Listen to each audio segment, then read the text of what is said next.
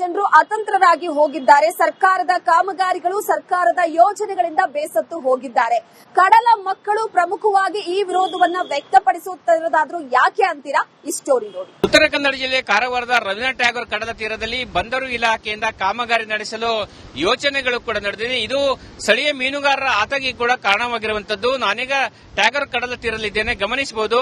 ಟ್ಯಾಗೋರ್ ಕಡಲ ತೀರ ಅಂತ ಹೇಳಿದ್ರೆ ಇಲ್ಲಿ ಮೀನುಗಾರರ ಜೀವನ ಉಪಾಯಕ್ಕಾಗಿ ಆಧಾರವಾಗಿರುವಂತಹ ಕಡಲ ತೀರದ ಜೊತೆಗೆ ಸಾಕಷ್ಟು ಪ್ರವಾಸಿಗರನ್ನು ಕೂಡ ಇಲ್ಲಿ ಆಕರ್ಷಿಸ್ತಾ ಇರುವಂತದ್ದು. ಯಾಕಂತ ಹೇಳಿದ್ರೆ ಈ ಹಿಂದೆ ಸೀಬರ್ಡ್ ನೌಕಾನೆಲೆ ಯೋಜನೆಗೆ ಹಲವು ಕಡಲ ತೀರಗಳು ಪಾಲಾದಾಗ ಇರುವುದು ಒಂದೇ ಒಂದು ಈ ಕಡಲ ತೀರ. ಸಾಕಷ್ಟು ಸಂಖ್ಯೆಯ ಮೀನುಗಾರರು ಕೂಡ ತಮ್ಮ ಯಾಂತ್ರಿಕ ದೋಣಿಗಳನ್ನು ಕಡಲ ತೀರದ ಮೇಲ್ಭಾಗದಲ್ಲಿ ಇಟ್ಟಿರುವ ದೃಶ್ಯವನ್ನ ಗಮನಿಸಬಹುದು. ಈ ಒಂದು ತೀರದ ಮೂಲಕವೇ ಮೀನುಗಾರರು ಸಮುದ್ರಕ್ಕೆ ಪ್ರತಿನಿತ್ಯ ಕೂಡ ಹೋಗಿ ಬರ್ತಾರೆ. ಅದೇ ರೀತಿ ಕೂಡ ಮಳೆಗಾಲದಲ್ಲಿ ಕೂಡ ಸಾಂಪ್ರದಾಯಿಕ ಮೀನುಗಾರಿಕೆಗೆ ಆಶ್ರಯವಾಗಿರುವಂತಹ ಈ ಒಂದು ಕಡಲ ತೀರ ಕಳೆದ ಕೆಲವು ವರ್ಷಗಳ ಹಿಂದೆ ಸಾಗರಮಾಲಾ ಯೋಜನೆಯಲ್ಲಿ ಈ ಒಂದು ಬಂದರು ಅಭಿವೃದ್ಧಿಯನ್ನು ಮಾಡಲಾಗಿತ್ತು. ಇಲ್ಲಿ ವಾಣಿಜ್ಯ ಬಂದರು ಇದ್ದಿರುವುದರಿಂದ ಆ ಒಂದು ಬಂದರು ಯೋಜನೆ ಕಾಮಗಾರಿಯನ್ನು ನಡೆಸಿತ್ತು. ಆ ಸಂದರ್ಭದಲ್ಲಿ ಮೀನುಗಾರರು ತೀವ್ರ ವಿರೋಧ ವ್ಯಕ್ತಪಡಿಸಿದ್ರಿಂದ ಯೋಜನೆ ಕೂಡ ಸ್ಥಗಿತಗೊಂಡಿತ್ತು. ಇದೀಗ ಮತ್ತೆ ಬಂದರು ಇಲಾಖೆಯಿಂದ 125 ಕೋಟಿ ರೂಪಾಯಿ ವೆಚ್ಚದಲ್ಲಿ ಕಡಲ ತೀರದ ಒಂದು ಅಭಿವೃದ್ಧಿಯನ್ನು ಕೂಡ ಅಂದ್ರೆ ಕಡಲ ತೀರಕ್ಕೆ ಹೊಂದಿಕೊಂಡೇ ಬಂದರು ಕಾಮಗಾರಿಯನ್ನು ನಡೆಸಲು ಮುಂದಾಗಿರುವಂತದ್ದು. ಇದು ಮೀನುಗಾರರನ್ನು ಕೂಡ ಕಂಗೆಡಿಸಿದೆ ಅಂತ ಹೇಳ್ಬೋದು. ಒಂದು ವೇಳೆ ಮೀನುಗಾರರ ವಿರೋಧ ನಡುವೆ ಏನಾದರೂ ಅಭಿವೃದ್ಧಿ ಯೋಜನೆಗಳು ಕಡಲ ತೀರದಲ್ಲಿ ಮಾಡಿದ್ದೇ ಆದರೆ ತಾವು ಹೋರಾಟವನ್ನು ಮಾಡ್ತೀವಿ ಎಂಬ ಎಚ್ಚರಿಕೆಯನ್ನು ಕೂಡ ನೀಡಿದ್ದಾರೆ. ಯಾಕಂತ ಹೇಳಿದ್ರೆ ವಿಶ್ವ ಪ್ರಸಿದ್ಧವಾಗಿರುವಂತಹ ಸಾಕಷ್ಟು ಪ್ರವಾಸಿಗರ ಗಮನ ಸೆಳೀತಾ ಇರುವಂತಹ ಉಳಿದಿರುವ ಏಕೈಕ ಕಡಲ ತೀರ ರವೀಂದ್ರನಾಥ್ ಟ್ಯಾಗೋರ್ ಕಡಲ ತೀರದ ನಿಸರ್ಗ ಸೌಂದರ್ಯವನ್ನ ಹಾಳು ಮಾಡಬಾರದು. ಬೇಕಾಬೇಟಿಯಾಗಿ ಕಡಲ ತೀರಕ್ಕೆ ಕಲ್ಲುಗಳನ್ನು ಹಾಕಿ ಹಾಳು ಮಾಡಬಾರದು. ಹೀಗಾಗಿ ವಾಯು ವಿಹಾರಕ್ಕೆ ಬರುವಂತಹ ಜನರಿಗೆ ತೊಂದರೆ ಆಗ್ತದೆ, ಮೀನುಗಾರರಿಗೆ ತೊಂದರೆ ಆಗ್ತದೆ ಮತ್ತು ಪ್ರವಾಸಕ್ಕೆ ಬರುವಂತಹ ಪ್ರವಾಸಿಗರಿಗೆ ನಿರಾಶೆ ಆಗ್ತದೆ. ಹೀಗಾಗಿ ಕಡಲ ತೀರದಲ್ಲಿ ಅಭಿವೃದ್ಧಿಯ ಒಂದು ಯೋಚನೆಯನ್ನ ಬಿಡೋದೇ ಒಳಿತು.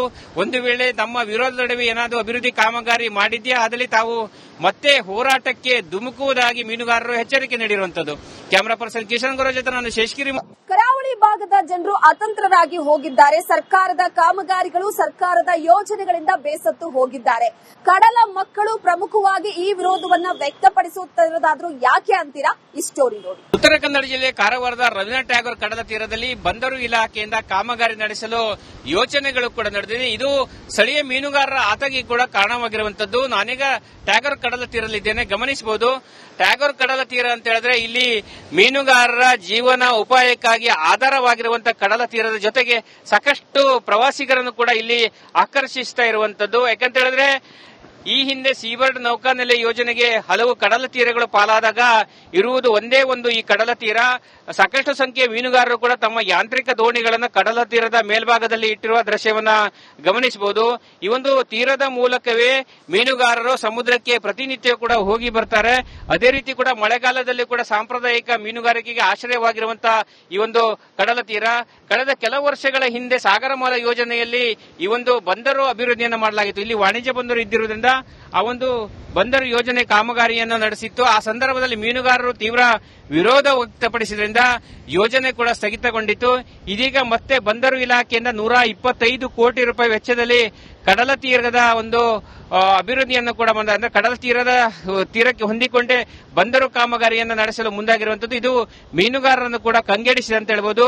ಒಂದು ವೇಳೆ ಮೀನುಗಾರರ ವಿರೋಧ ನಡುವೆ ಏನಾದರೂ ಅಭಿವೃದ್ಧಿ ಯೋಜನೆಗಳು ಕಡಲ ತೀರದಲ್ಲಿ ಮಾಡಿದ್ದೇ ಆದರೆ ತಾವು ಹೋರಾಟವನ್ನು ಮಾಡ್ತೀವಿ ಎಂಬ ಎಚ್ಚರಿಕೆಯನ್ನು ಕೂಡ ನೀಡಿದ್ದಾರೆ. ಯಾಕಂತ ಹೇಳಿದ್ರೆ ವಿಶ್ವ ಪ್ರಸಿದ್ಧವಾಗಿರುವಂತಹ ಸಾಕಷ್ಟು ಪ್ರವಾಸಿಗರ ಗಮನ ಸೆಳೀತಾ ಇರುವಂತಹ ಉಳಿದಿರುವ ಏಕೈಕ ಕಡಲ ತೀರ ರವೀಂದ್ರನಾಥ್ ಟ್ಯಾಗೋರ್ ಕಡಲ ತೀರದ ನಿಸರ್ಗ ಸೌಂದರ್ಯವನ್ನ ಹಾಳು ಮಾಡಬಾರದು.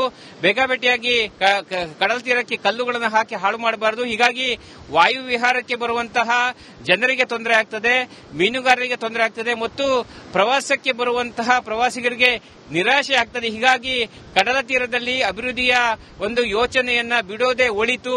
ಒಂದು ವೇಳೆ ನಮ್ಮ ವಿರೋಧ ನಡುವೆ ಏನಾದರೂ ಅಭಿವೃದ್ಧಿ ಕಾಮಗಾರಿ ಮಾಡಿದ್ಯಾ ಆದಲ್ಲಿ ತಾವು ಮತ್ತೆ ಹೋರಾಟಕ್ಕೆ ಧುಮುಕುವುದಾಗಿ ಮೀನುಗಾರರು ಎಚ್ಚರಿಕೆ ನೀಡಿರುವಂತದ್ದು. ಕ್ಯಾಮರಾ ಪರ್ಸನ್ ಕಿಶನ್ ಗೌರ ಜೊತೆ ನಾನು ಕರಾವಳಿ ಭಾಗದ ಜನರು ಅತಂತ್ರರಾಗಿ ಹೋಗಿದ್ದಾರೆ. ಸರ್ಕಾರದ ಕಾಮಗಾರಿಗಳು, ಸರ್ಕಾರದ ಯೋಜನೆಗಳಿಂದ ಬೇಸತ್ತು ಹೋಗಿದ್ದಾರೆ.